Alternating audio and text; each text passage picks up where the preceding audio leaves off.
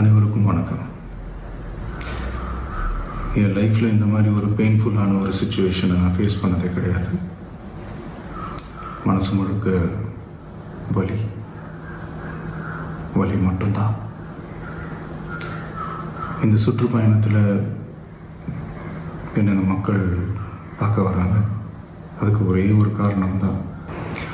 அதனால தான் இந்த சுற்றுப்பயணத்தில் மற்ற எல்லா விஷயங்களையும் தாண்டி அந்த அன்புக்கும் பாசத்துக்கும் நான் எப்பவும் கடமைப்பட்டிருக்கிறேன். அதனால தான் இந்த சுற்றுப்பயணத்தில் மற்ற எல்லா விஷயங்களையும் தாண்டி மக்களுடைய சேஃப்டி, அதில் எந்த காம்ப்ரமைஸும் பண்ணிடக்கூடாதுன்றதுக்காக தான் அது என் மனசில் ரொம்ப ஆழமாக இருக்கும் அந்த எண்ணம். அதனால தான் இந்த அரசியல் காரணங்கள் எல்லாத்தையும் தவிர்த்துட்டு ஒதுக்கி வச்சுட்டு மக்களோட சேஃப்டி மட்டும் மைண்டில் வச்சுக்கிட்டு அதுக்கான இடங்களை சூஸ் பண்ணுறது, அதுக்கான இடங்களை பார்த்து பெர்மிஷன் கேட்குறது, போலீஸ் டிபார்ட்மெண்ட்டில் அதை ரிக்வெஸ்ட் பண்ணி கேட்போம்.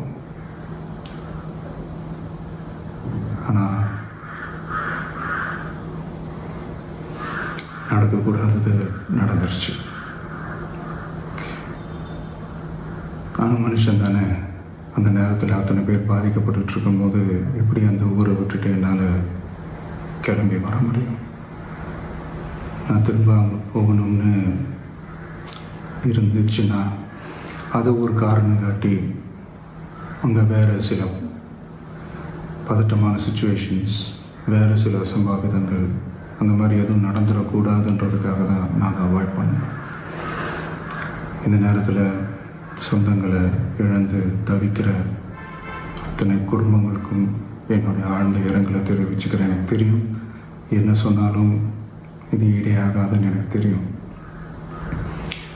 ஹாஸ்பிட்டலில் ட்ரீட் பண்ணிகிட்ருக்கிற எல்லாருமே சீக்கிரமாக க்யூர் ஆகி வரணுன்றதை இந்த நேரத்தில் நான் வேண்டிக்கிறேன். கூடிய சீக்கிரமே உங்கள் எல்லாரையும் நான் சந்திக்கிறேன்.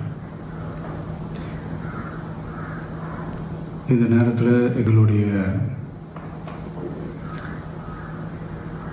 வலிகளை, எங்களுடைய நிலைமையை புரிஞ்சுக்கிட்டு எங்களுக்காக பேசின அரசியல் கட்சிகளை சார்ந்த நண்பர்கள், தலைவர்கள் அனைவருக்கும் என்னுடைய நன்றியை தெரிவிச்சுக்கிறேன்.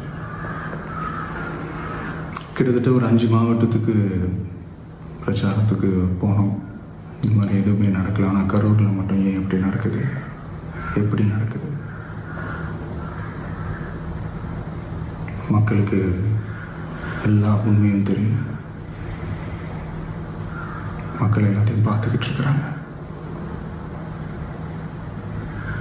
கரூரை சேர்ந்த அந்த மக்கள் அந்த உண்மையெல்லாம் வெளியில் சொல்லும்போது எனக்கு கடவுளே நேரில் வந்து இறங்கி அந்த உண்மைகள்லாம் சொல்கிற மாதிரி எனக்கு தோணுச்சு. சீக்கிரமே எல்லா உண்மைகளும் வெளியில் வரும்.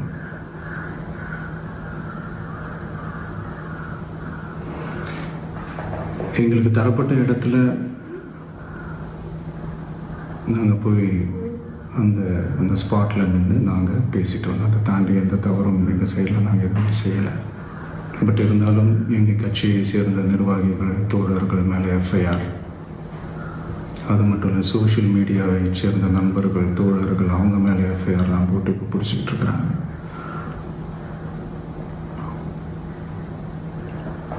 சிஎம் சார், உங்களுக்கு ஏதாவது இந்த பழி வாங்கணும் அப்படின்ற எண்ணம் ஏதாவது இருந்துச்சுன்னா என்ன வேணாலும் பண்ணுங்க. அவங்க மேலே கை வைக்காதீங்க. நான் ஒன்று வீட்டில் இருப்பேன், இல்லை நான் ஆஃபீஸில் இருப்பேன். என்ன வேணாலும் செய்யுங்க. நண்பர்களே, தோழர்களே, நம்மளுடைய அரசியல் பயணம் இன்னும் ஸ்ட்ராங்கராக, இன்னும் தைரியத்தோட கண்டினியூ ஆகும்.